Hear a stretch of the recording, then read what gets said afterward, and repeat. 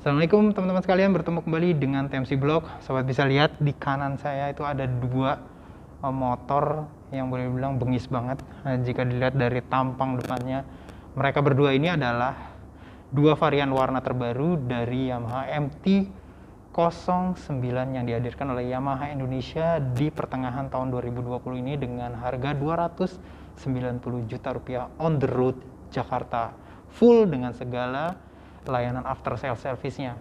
Sobat sekalian pasti kepo banget pengen mengetahui detail apa yang dihadirkan di Yamaha MT-09 ini yang boleh dibilang memperlengkap varian MT dari Yamaha Indonesia, mulai dari seri atau kubikasi 155cc hingga nih 900cc. Apa aja yang menarik dan apa aja yang canggih dari MT-09? Silahkan simak di video berikut ini. Nah teman-teman sekalian, ini adalah penampakan fisik dari Yamaha MT-09. Sebenarnya varian MT ada satu lagi di atas ini, cuman untuk di Indonesia boleh dibilang ini adalah varian MT series yang paling gede ya, kubikasi mesinnya, dan juga boleh dibilang paling powerful dan paling torky banget. Pas banget bila dia disebut menjadi salah satu dari Master of Torque. Inilah Yamaha MT-09 teman-teman sekalian. Nah, motor yang dihargai dengan harga top price 290 juta rupiah ini, bentuk fisik fullnya sobat sekalian bisa lihat di sini ya, menghadirkan boleh dibilang tampilan yang benar-benar bengis ya, benar-benar bengis banget sih kalau saya lihat, naked bike murni gitu ya, menampilkan styling yang udah kelihatan gagah banget, mirip seperti kayak kalau kita pakai MT-15 atau MT-25. Nah itu teman-teman sekalian, dengan styling headlamp yang wah keren banget. Dari depan, dari belakang nih ya, kita bisa lihat di sini. Wah, sangar teman-teman sekalian.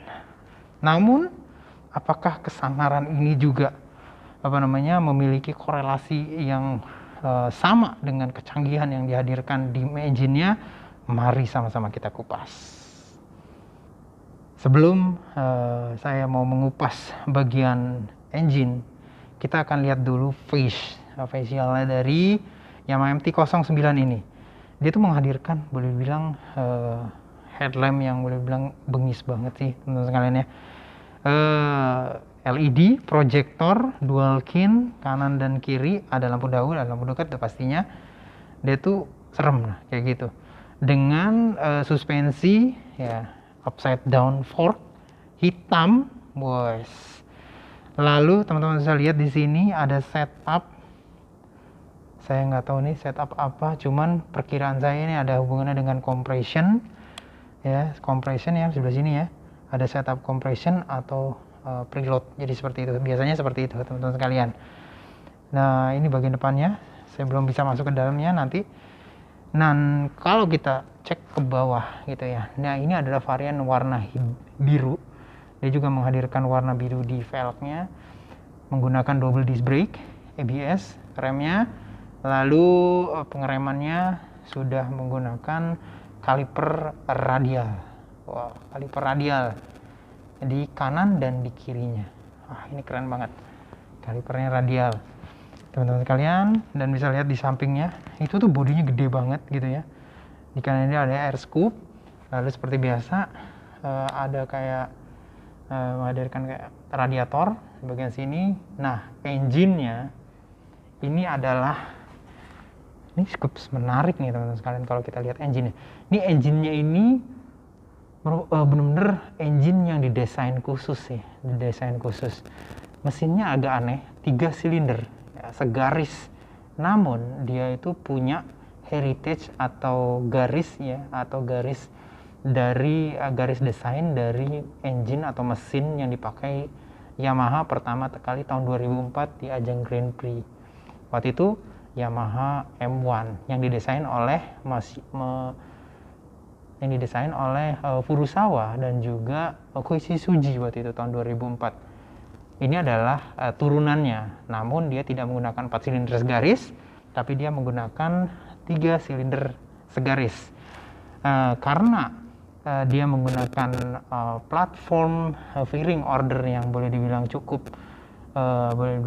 out ya, nggak mainstream gitu ya, nggak mainstream. Dia tuh menghadirkan atau memang fokus ke torsi, seperti juga judul atau tema dari MT series, yaitu Master of Torque. Jadi motor ini tuh memang ditujukan untuk menghadirkan feeling torsi yang boleh bilang ngejambak banget. Teman-teman sekalian bisa lihat, ini tuh torsinya bisa sampai 87,5 Newton meter. Kalau teman-teman sekalian cobain MT25 itu torsinya di crank itu baru sekitar 20. Nah ini tuh 4 kali lipat, teman-teman sekalian, 4 kali lipat, 80 lebih, bahkan 4 kali lipat, hampir 4,5 kali lipat gitu, sekitar 87,5 Newton meter di 8000 rpm dengan power yang boleh bilang keren banget, 115 PS atau 84,6 kW di 10.000 rpm dengan engine. Jadi ini engine-nya boleh bilang spesial banget, didesain oleh Yamaha untuk menghadirkan torsi yang tinggi gitu. Teman-teman bisa lihat lagi, ini adalah paparan sebelah kiri dari engine. Kita bisa lihat di bagian depannya itu 3 header, itu ada kayak hubungan antara masing-masing header itu untuk mengeliminasi dari back torque atau torsi tendangan balik, seperti itu, seperti biasa. Dan seperti juga MT-07, mesin MT-09 ini juga diberi cap CP atau cross plan crankshaft, cuman dia adalah CP3 karena dia menggunakan mesin 3 silinder gitu. Jadi namanya CP3. Jadi teman-teman sekalian bisa lihat seperti ini. Engine blockhead-nya itu ada 2 cam di atas menunjukkan bahwa dia DOHC. Lalu knalpot headernya bergabung menjadi 1 3-in-1. Lalu ada kayak bongkahan besar di situ, itu ruang-ruang. Lalu kayak ada katalisator di situ, terus ada kayak sensor, 2 sensor di bagian sini, dan hadir di bagian samping berupa midshift muffler.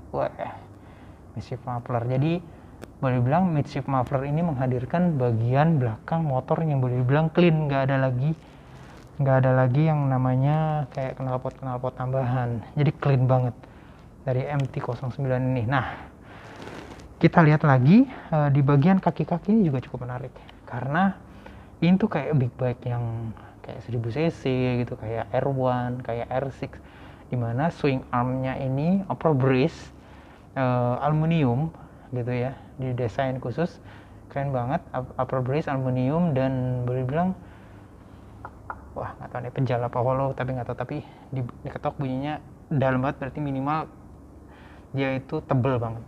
Rem belakang masih menggunakan cakram, 1 piston kaliper dari Nissin, dan ada speed sensornya juga, menunjukkan bahwa ini sudah menggunakan ABS yang dual channel dengan ban belakang itu ukuran 180/17, lebar banget ya. Ya iyalah, ini hitungannya udah kayak big bike yang hampir 1000 cc teman-teman sekalian. Nah, desain dari lampu belakangnya seperti ini. Nanti kita akan lihat seperti apa nyala lampunya. Lampu sennya masih bulb. Lalu dia tuh menghadirkan kayak mudguard di bagian belakang yang didesain khusus, dihubungkan ke swing arm. Nah, teman-teman sekalian, seperti ini. Sementara itu, jika kita mau intip bagian suspensi belakang, dia itu modelnya adalah modelnya link ya, monoshock link dengan suspensi yang agak sedikit lateral seperti MT-07, agak sedikit tiduran gitu ya. Lalu dia tuh memiliki beberapa setup preloadnya sama seperti juga MT-07, cuma memang dimensinya sedikit beda. Kita bisa lihat lagi, dia juga sudah menggunakan quick shifter. Ini adalah tuas dari quick shifternya. Di sini ada kayak sensor untuk mendeteksi kapan riders mau melakukan quick shift atau melakukan shifting atau up atau mungkin down shift. Jadi seperti itu teman-teman sekalian.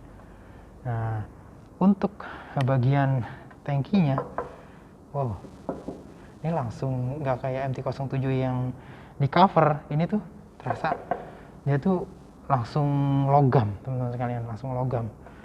Jadi isinya tuh gede banget gitu ya, dengan handlebar yang fat bar, lebar banget, satu tema dengan MT15 sorry, dengan MT 25 juga seperti itu. Nah, dengan apa aja yang hadir di sini, ada kayak gas montan ya, dia masih menggunakan kabel, lalu buat nyalainnya di slide, lalu ada seperti biasa, ada lampu hazard, sama seperti MT07 pada dasarnya. Ada TCS di sini, wow, ini ada TCS, saya nggak ngerti ini ya. Ada traction control setupnya, lalu lampu jauh, lampu dekat, lampu sen, kopling yang bisa di setup kekencangannya di sini, gitu. Sementara koplingnya jaraknya tidak bisa di setup ya, jarak dari tuasnya. Sementara untuk rem dia bisa dipilih ya, caranya gini, terus biasanya dipilih mau berapa panjangnya, gitu. Jadi seperti itu untuk MT09 yang dihargai 290 juta rupiah. Lalu seperti apa bagian dari dashboardnya? Karena dashboardnya cukup menarik, didesain di asimetris, agak sedikit ke kanan teman-teman sekalian. Dan kalau kita baca tuh dari bagian sisi riders itu memang agak sedikit ke kanan. Cuma seperti apa dia? Pada dasarnya dia tuh lebih kecil. Seperti apa dalamnya? Yuk kita cek. Nah, ini adalah dashboardnya yang nyala. Kita akan cek lagi. Wah, jadi seperti ini teman-teman sekalian. Kecil tapi emang didesain lebih proporsional kecilnya.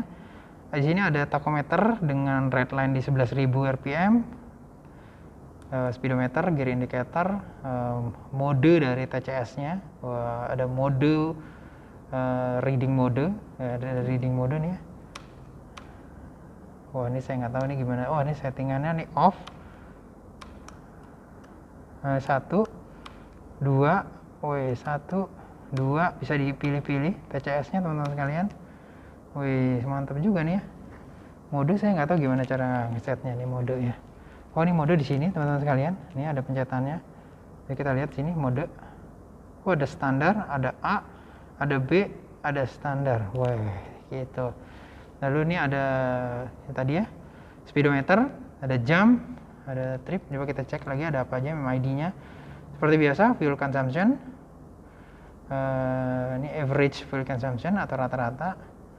Ini low-nya saya nggak tahu apaan. Ini adalah temperatur udara. Odometer, odometernya. Dan ini apa nih ya? Trip 1, trip 2, trip dari bahan bakar. Nah, jadi seperti itu teman-teman sekalian. Cukup lengkap sih, walaupun lebih kecil ya pada dasarnya display speedometer dari MT09 ini. Nah, teman-teman sekalian, di samping saya langsung ada MT09. Saya akan minimal nyobain seperti apa segitiga ergonomi dari motor ini. Motor ini lebih gede daripada motor sebelumnya, yaitu MT07. Pertanyaannya, ini motor segini gede, apakah masih bisa gitu ya dipakai oleh orang yang dengan istilahnya dengan dimensi atau postur tubuh yang kecil seperti saya. Ketinggian 160 cm, jangkauan kaki hanya 75. Kita akan cek. Wah, sebelum saya naik saya menarik banget melihat ini shape atau bentuk dari joknya yang dia tuh agak sedikit curve, menyempit di bagian depan. Perkiraan saya ini akan membantu sih biasanya. Jadi di bagian paha itu nggak terlalu tekor teman-teman sekalian ya. Langsung aja kita cobain. Nah, lebih berat feel-nya pada saat ngediriin motor. Cuman masih bisa di-manage lah gitu ya. Teman-teman bisa lihat kaki saya masih jinjit banget. Kenapa? Karena memang ketinggian seat height-nya itu jauh lebih tinggi dibandingkan dengan jangkauan kaki saya yang 75 cm. Dan memang bagian kempitan paha yang sedikit menyempit itu jauh membantu banget. Sehingga walaupun bagaimana ini masih bisa, ujung tip 2-nya masih ada. Sehingga kalau di jalanan biasa saya masih lebih pede sih. Masih bisa pede untuk bisa bawa motor ini untuk jalan harian. Kenapa? Karena minimal satu kaki masih bisa setengah kaki menapak sempurna gitu. Dan tidak terlalu miring gitu ya. Dan motor ini tidak terlalu berat lah, nggak nyampe 200 kilo lah hitungannya gitu teman-teman sekalian. Dan yang membedakan dengan MT07 yang seperti sobat bisa lihat di review sebelumnya adalah segitiga ergonominya saya melihatnya lebih agak sedikit beda. Apa nih, sobat bisa lihatnya segitiga ergonominya. Karena jarak antara seat height dengan footpacknya perkiraan saya jauh lebih panjang sehingga kaki sedikit lebih rileks walaupun dia tetap rada ke belakang.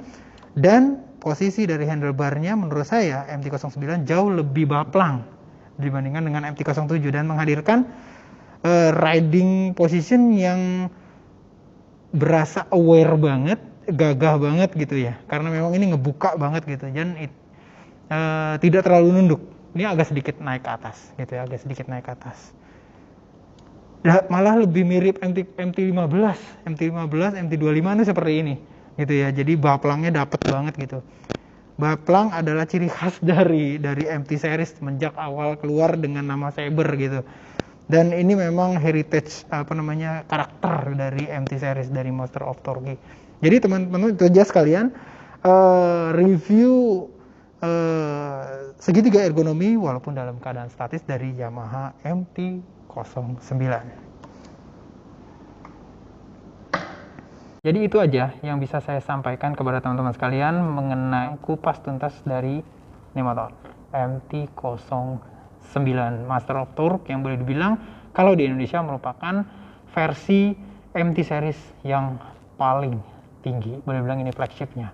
Itu aja, mudah-mudahan informasi ini bisa berguna bagi sobat sekalian. Sampai berjumpa di review dan vlog selanjutnya. Assalamualaikum warahmatullahi wabarakatuh.